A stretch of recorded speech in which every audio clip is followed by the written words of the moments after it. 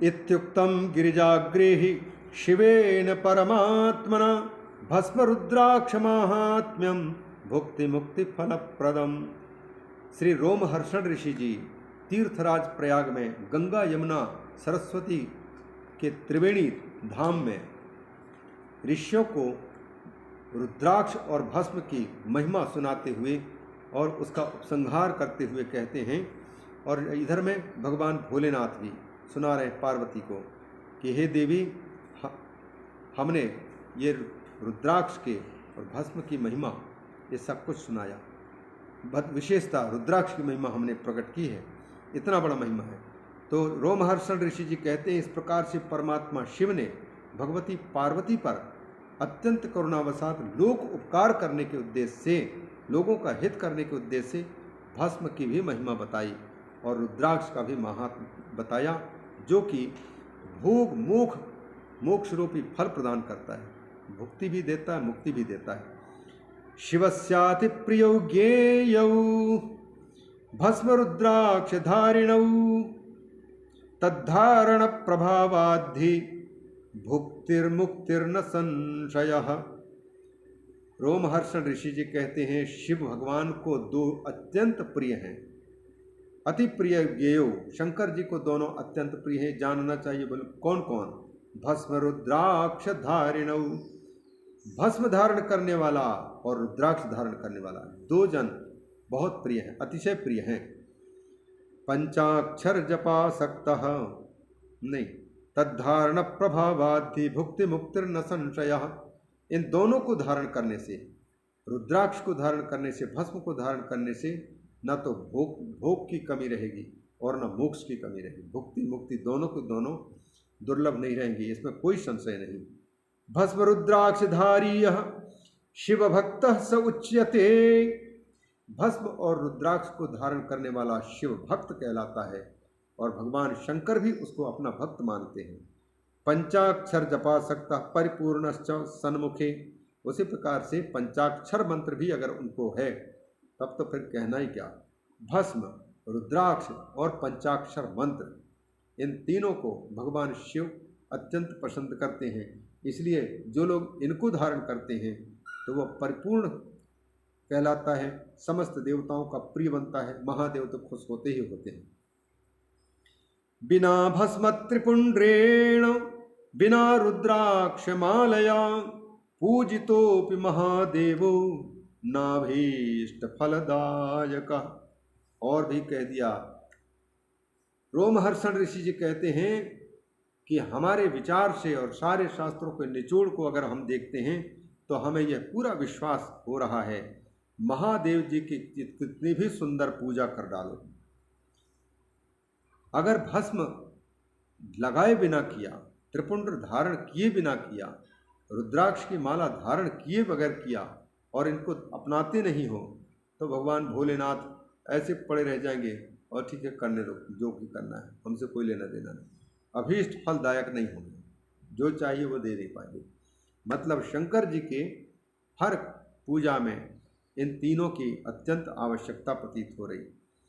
भस्म, त्रिपुंड और रुद्राक्ष की माला। भस्म त्रिपुंड तो एक ही कहलाए, रुद्राक्ष की माला तीसरे उनके नाम, पंचाक्षर मंत्र, यह अभीष्ट, इनके द्वारा जो है अभीष्ट फल मिलता है। तत्सर्वं च समाख्यातं यत्पृष्टं हि मुनीश्वर भस्म रुद्राक्ष माहात्म्यम सर्व काम समृद्धिदम।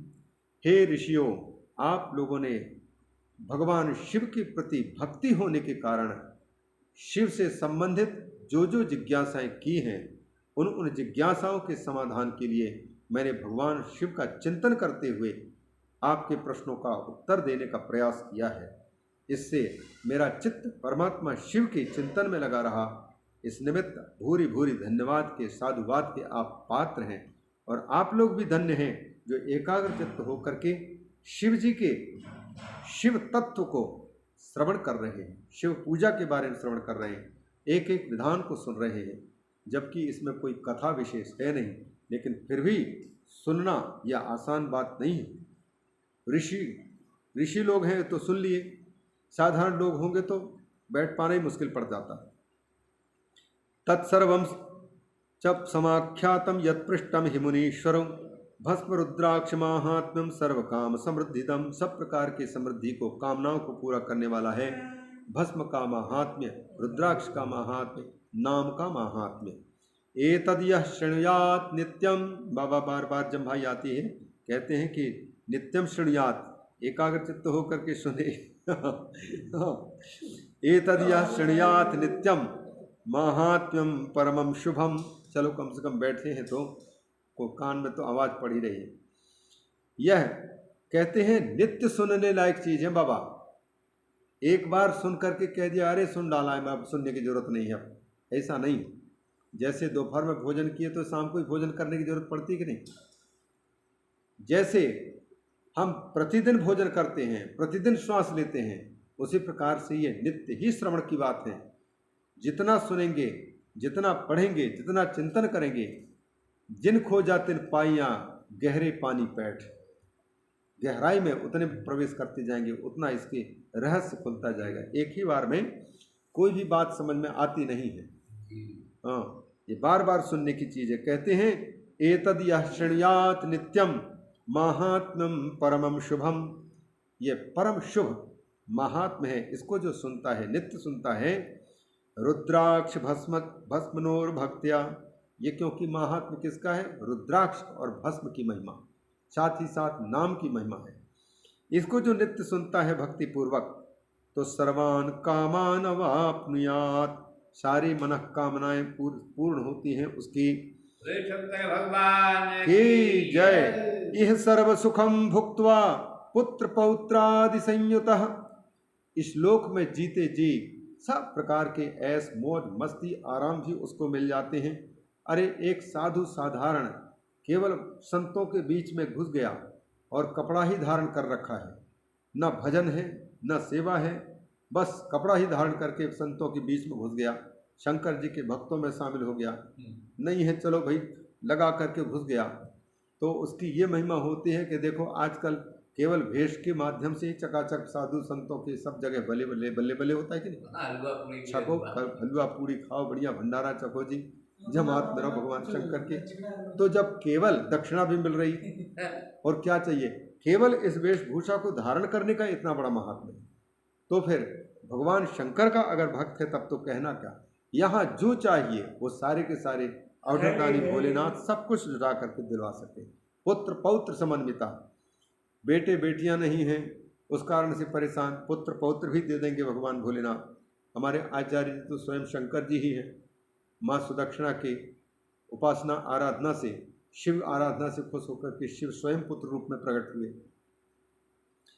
यह सर्व सुखम भुक्त्वा, भगवान जगत गुरु श्री चंद्रदेव जी महाराज, यह सर्व सुखम भुक्त्वा पुत्र पौत्रादि संयुतः लभेत परत्र सन्मोक्षम शिवस्याति प्रियो भवेत्। इस लोक में सब प्रकार के सुख उसको मिल जाते हैं, पुत्र पौत्र आदि की कोई कमी नहीं रहती है।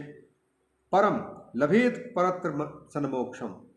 और जब इस लोक की बात तो हो गई, परलोक का क्या होगा? बोले परलोक में शरीर छूटने के बाद में उसको मोक्ष प्राप्त होगा, वैकुंठ धाम की प्राप्ति होगी। शिवस्याति प्रियो भवेत्, और भगवान शंकर के अत्यंत वो प्रिय हो जाता है। अंतिम श्लोक। विद्येश्वर संहितेयं कथिता वो मुनीश्वरा सर्वसिद्धि प्रदा नित्यं मुक्तिदा शिव शासनात्। विद्येश्वर संहितेयं कथिता वो मुनीश्वरा सर्वसिद्धि प्रदा नित्यं मुक्तिदा शिव शासनात्। विद्येश्वर संहितेयं कथिता वो मुनीश्वरा सर्वसिद्धि प्रदा नित्यम मुक्तिदा शिव शासनात्। अंतिम वाक्य। रोमहर्षण ऋषि जी समस्त मुनियों को संबोधित करते हुए कहते हैं कि हे मुनीश्वरो, यह है विद्येश्वर संहिता। विद्येश्वर भगवान शिव का नाम है, समस्त विद्याओं के ईश्वर। उन भगवान विद्येश्वर भगवान शंकर की ये जो तथ्य है, वर्णन है, इनका वर्णन केवल भगवान को ही टारगेट में रख कर के किया गया है। और ये श्रोता की बहुत बड़ी परीक्षा है।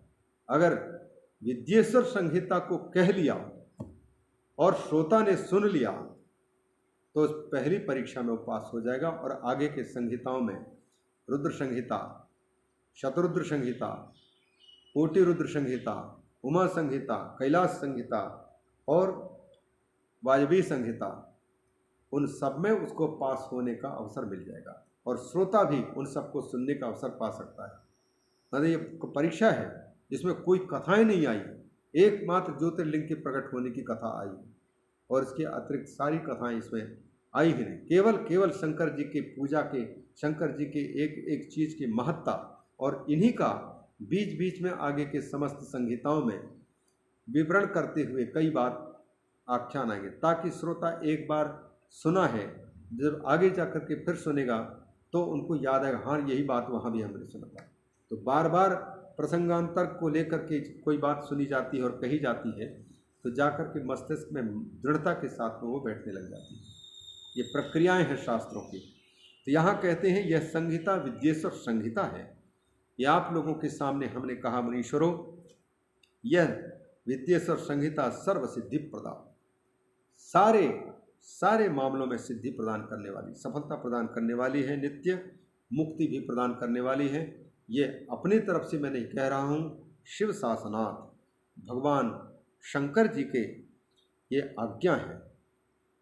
मतलब इस शिव संहिता को, ये विद्येश्वर संहिता को, जिसमें स्वयं विद्येश्वर महाराज के नाम से संहिता है, भगवान शिव ने इसको स्वयं ये आज्ञा दी है कि जो व्यक्ति जो चाहेगा उसको वही वस्तु प्राप्त हो जाए, सारे सिद्धियां उनको प्राप्त हों, मुक्ति चाहिए मुक्ति प्राप्त हो जाए। भगवान शिव स्वयं इनमें विराजमान होकर के कह चुके हैं। इस प्रकार से यह 95वां श्लोक आज बहुत अच्छा आश्चर्य लगा कि इतना दौड़ पाए, नहीं तो दौड़ नहीं पाते हैं, रुक जाते। वहाँ जो स्पीड 99 की स्पीड में 99 किलोमीटर की स्पीड से चला, तो मैंने सोचा कि यह खाली 33 हो पाएंगे, लेकिन ये 30 करीब जो है उसके 24वें अध्याय के, और ये 95 श्लोक इस अध्याय के, ये भगवान आचार्य जगतगुरु श्री चंद्रदेव जी के सामने शायद विराजमान है, तो उनकी कृपा होगी, इतना दौड़ा दिए। अब घोड़ा उनका है, कोड़ा उनके हाथ में है, बैल भी उन्हीं का है। अब जितना तेज मारेंगे उतना ही तेज रथ भागेगा, बैल भागेगा, और जितने धीमे मारेंगे तो उतना ही धीमी गति से रथ भागता है।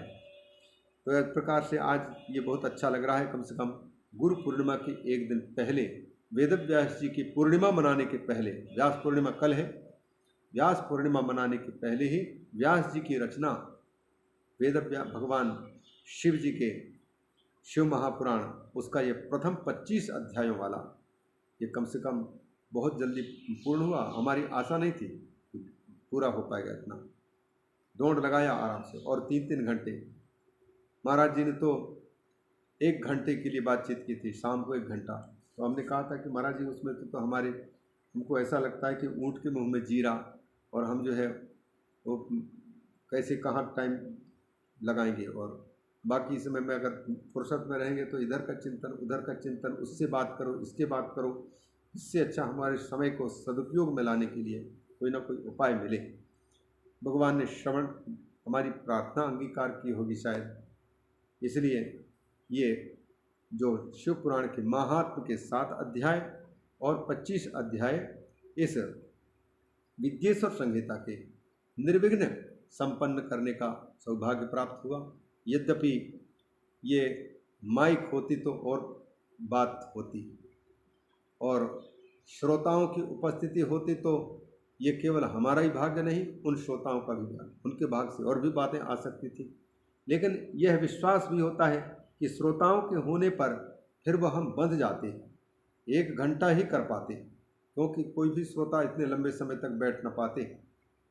3-3 घंटे, सवेरे टाइम भी 3 घंटे, शाम टाइम भी 3 घंटे, तब जाकर के शिव पुराण को, क्योंकि हमारा तो उद्देश्य है जिस किसी भी प्रकार से शिव पुराण का हमारे को पारायण करने को मिल जाए, चिंतन करने को मिल जाए, ताकि मस्तिष्क में भगवान शिव का चिंतन होता रहे। चातुर्मास लग ही चुका है, श्रावण मास आ ही रहा है, कल से तो आषाढ़ पूरा हो ही जाएगा। तो शिव जी के इस परम पावन चातुर्मास के अवसर पर, विशेषतः श्रावण मास के अवसर पर शंकर जी का चिंतन करने का सौभाग्य भी बहुत बड़ी कृपा है उन प्रभु की।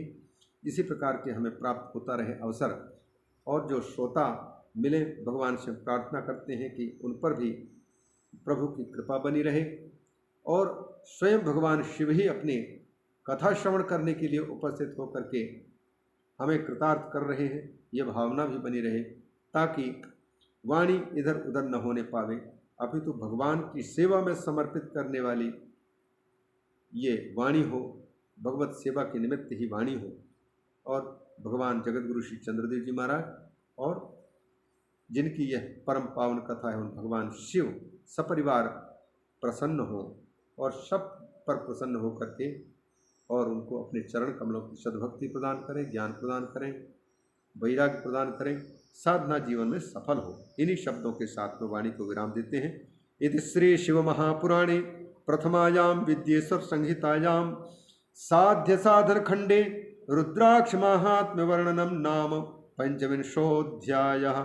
श्री शिवार्पणमस्तु। बोलिए शंकर भगवान की जय, जगत गुरु श्री चंद्र भगवान की जय। सब संतों